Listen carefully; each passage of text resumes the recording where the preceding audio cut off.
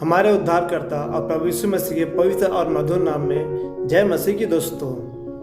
एक नए वीडियो के साथ हमारे YouTube चैनल किंग इमानुएल में हम आपका स्वागत करते हैं। आज का वीडियो रूत पर परमेश्वर का आशीष।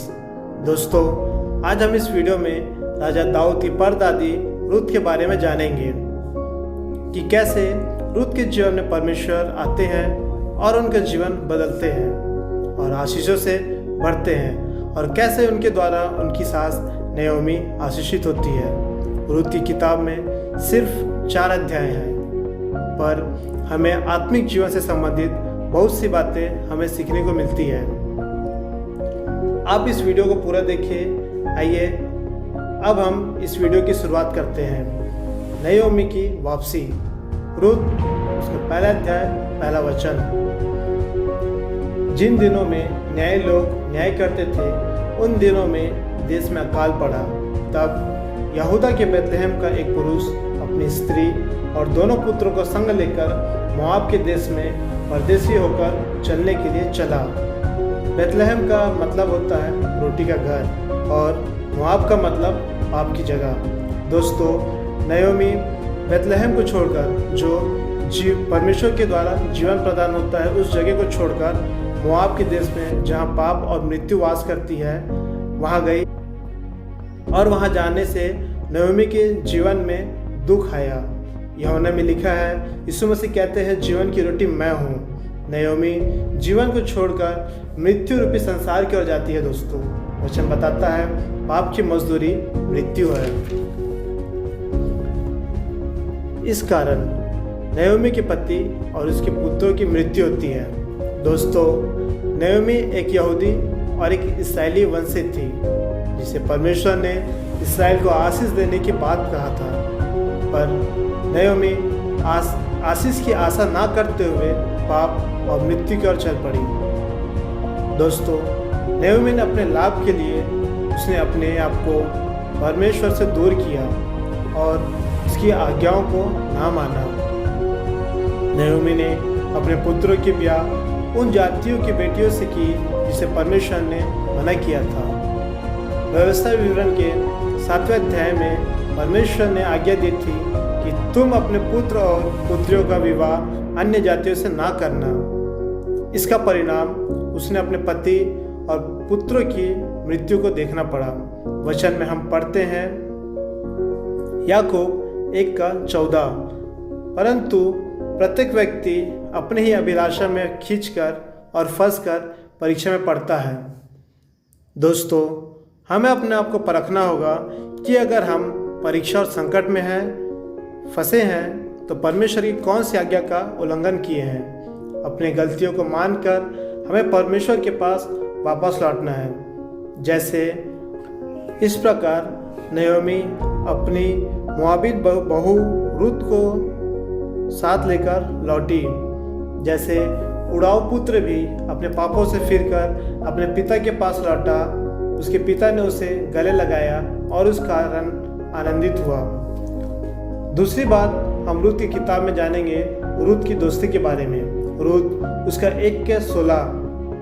रूत बोली, तुम मुझसे यह विनती ना कर कि मुझे त्याग या छोड़कर चली जा, क्योंकि जिधर तू जाए उधर मैं भी जाऊंगी, जहाँ तू टिके वहाँ मैं भी टिकूंगी।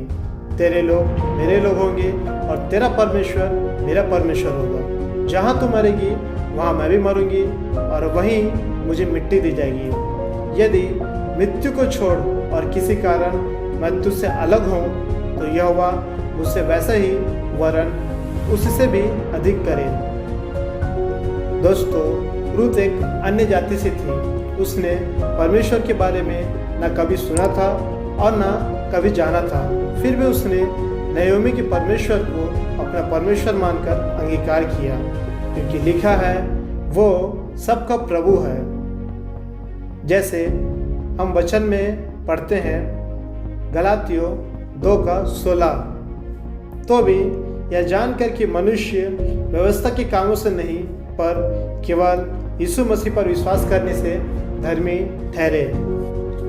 मित्रों, रूत ने नयोमी से बहू के रिश्ते से बढ़कर दोस्ती की हिस्सेदारी निभाई। उसने उस संकट, दुख और कष्ट के समय में नयोमी का साथ नहीं छोड़ा और मृत्यु तक उसके साथ रही। रूत की वजह से नयोमी आशीषित हुई और उसका सारा दुख तकलीफ दूर हो गया जो उसने मोआब के देश में पाया था। रूत नयोमी के साथ चलने का वादा किया। तब से परमेश्वर रूत के साथ रहा और उसके सब कामों में उसको आशीषित किया। वचन कहता है, मैं तुम्हारा दुख आनंद में बदल दूंगा। दोस्तों, जैसे रूत ने अपनी दोस्ती नयोमी के साथ दिखाया और मृत्यु तक उसके साथ रही, वैसे ही प्रभु यीशु मसीह भी हमारा मित्र बना और हमारे लिए अपने शरीर का सारा लहू बहा दिया कि हम अनंत जीवन का सुख प्राप्त करें। वचन में लिखा है, यूहन्ना 15:13, इससे बड़ा प्रेम किसी का नहीं कि कोई अपने मित्रों के लिए अपना प्राण दे। जैसे नयोमी रूत का साथ पाकर आशीषित हुई और उसका दुख दूर हुआ, वैसे ही हमें भी प्रभु यीशु मसीह से दोस्ती करनी है। वचन बताती है कि इब्राहिम और परमेश्वर के बीच मित्रता थी।